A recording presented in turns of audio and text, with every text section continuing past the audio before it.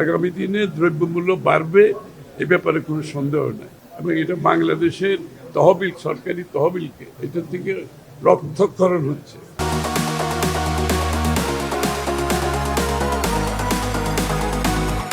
বাংলাদেশের অর্থনীতি যে অবস্থায় এই সরকার পেয়েছে, এখানে আমরা ফায়ার ফাইটিং করতেছি। প্রত্যেকটা এই ইকোনমিকে সেলভেজ করার যুদ্ধ চলছে। যেখানে একটা ইকোনমিকে সেলভেজ করার চেষ্টা করছে, একটা গ্রাজুয়েশন প্রশ্ন তো আসছে না।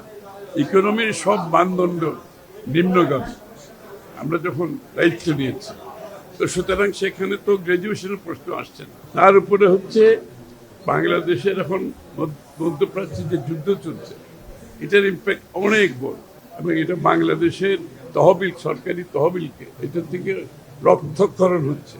এক কথায় বলতে গেলে রক্তক্ষরণ হচ্ছে। এগুলো আমরা ফায়ার ফাইটিং করতেছি প্রত্যেক দিন। তারপরে বাংলাদেশের আপনার যে দায় দেনা হয়েছে, এটা ম্যানেজমেন্ট একটা বড় ধরনের এটা সমস্যা হয়ে দাঁড়িয়ে। কারণ আমরা আগামী দিনে যে ফাইন্যান্সিং গুলো করবো, এখানে কস্ট অফ ফাইন্যান্সিং আমাদেরকে চিন্তা করতে হবে এবং সব কিছু মিলিয়ে আমাদেরকে যে ক্যাপাসিটি বিল্ডিং এর মাধ্যমে যেখানে আমরা যেতে পারবো রেডিনেস, সেটা বিএনপির ম্যানিফেস্টোতে সব বলা।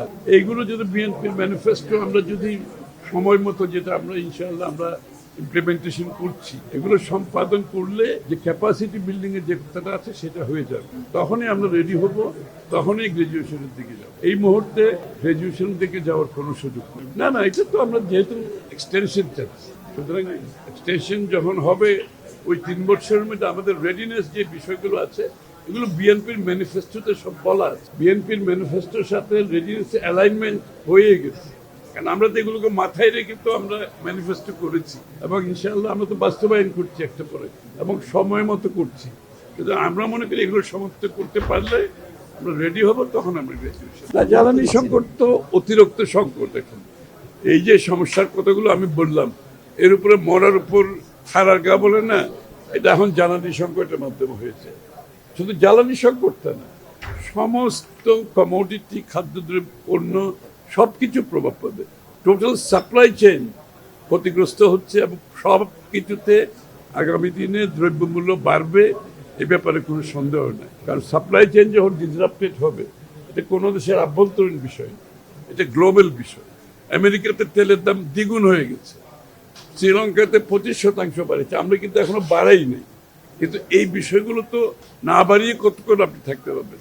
যেহেতু আমরা নির্বাচিত সরকার, আমরা চেষ্টা করছি জনগণের উপর চাপ সৃষ্টি না করার জন্য, কিন্তু একটা সময় এই চাপ তো নিতে পারবে না সরকার, এবং চাপ নিতে না পারলে যদি সরকারি তহবিল এভাবে রক্তক্ষরণ হতে থাকে, এটা তো আলটিমেটলি জনগণেরই ক্ষতি হবে। সুতরাং সেই বিষয়ে আমাদেরকে বিবেচনা করতে হবে।